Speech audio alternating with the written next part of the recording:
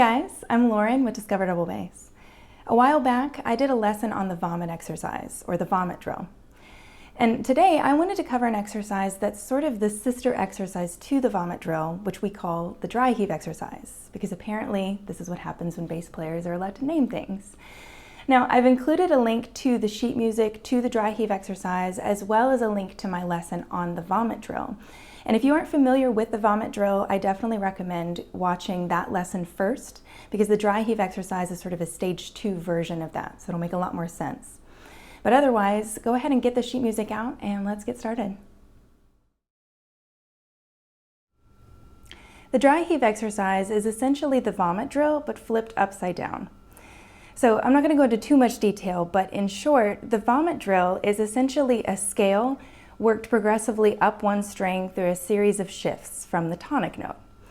Now, in the key of A major, the tonic note would be A, and so you start on the tonic note, and then shift to the next note in the scale, which would be B, and then back down to the tonic, A. And then you repeat, and then you shift to the next note, which is C sharp,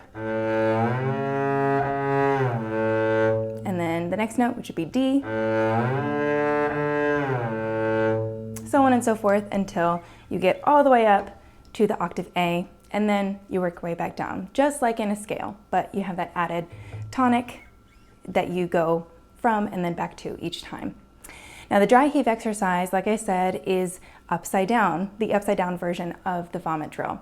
So instead of starting on the lower A, we start on the top A and then work our way progressively back down the scale. So we start on the octave and then shift to the 7th, which would be G sharp, and then back to the 6th, which would be F sharp,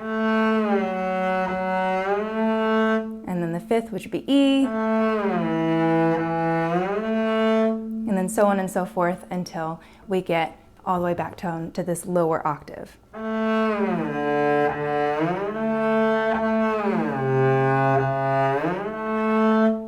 Now both the vomit drill and the dry heave exercise are fantastic shifting and intonation exercises that you can also use for a lot of other things, a lot of other general techniques like this.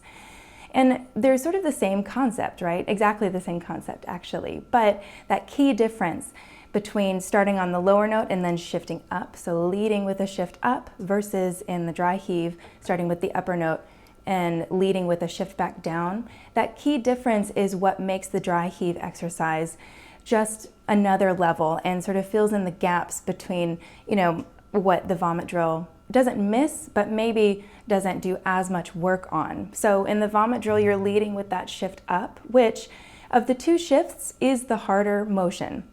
And you do go back down, but I think because you're leading just makes it a little bit more easy to manage, right? And so then with the dry heave exercise, because you're leading with a shift back down, which is the harder of the two shifts to do, then it just kind of makes everything a little bit trickier. And anytime you do something like this backwards, then it just sort of works your brain in a different way.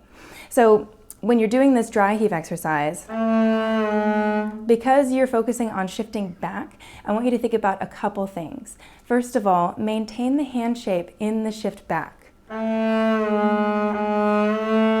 So many people will distort the hand shape by scrunching it up or collapsing the fingers. You want to maintain this form in the left hand and move it as a unit, and that's going to help you to develop your muscle memory, which is a key element in developing and playing with good intonation.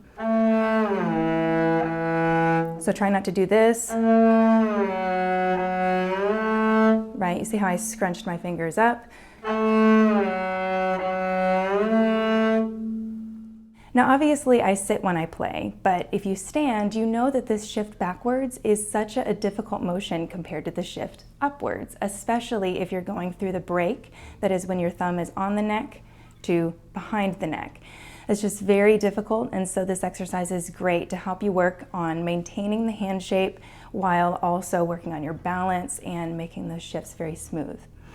Now when I practice this and the vomit drill, I'll put the drone on the tonic note, which again is A. And it's kind of a weird thing to get used to at first, but once you do get used to it, it is so helpful in improving your ear just to have that tonic center all the way through. This is what that sounds like.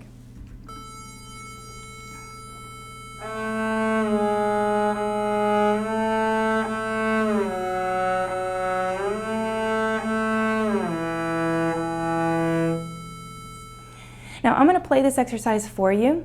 I'm going to put the drone on A, and I'm going to play it all the way back down and all the way back up. And if you haven't gotten the sheet music out already, then I definitely suggest you do that and read along, because I think seeing it and reading along will be a lot more helpful than just watching me do it.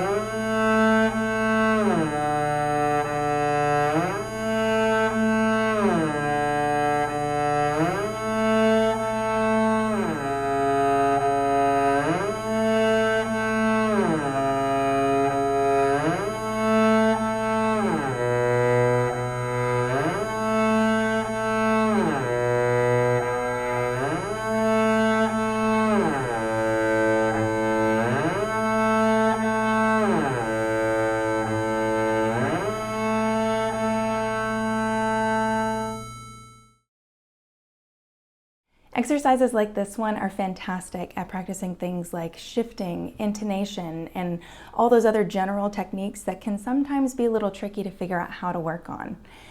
Now, if you enjoyed this lesson and you'd like to learn more from me, particularly on this topic of practicing, I've got a new course out called Practiceology, which is everything you could possibly need or want to know about practicing, which is of course available exclusively on discoverdoublebbass.com. Thanks for watching. See you next time.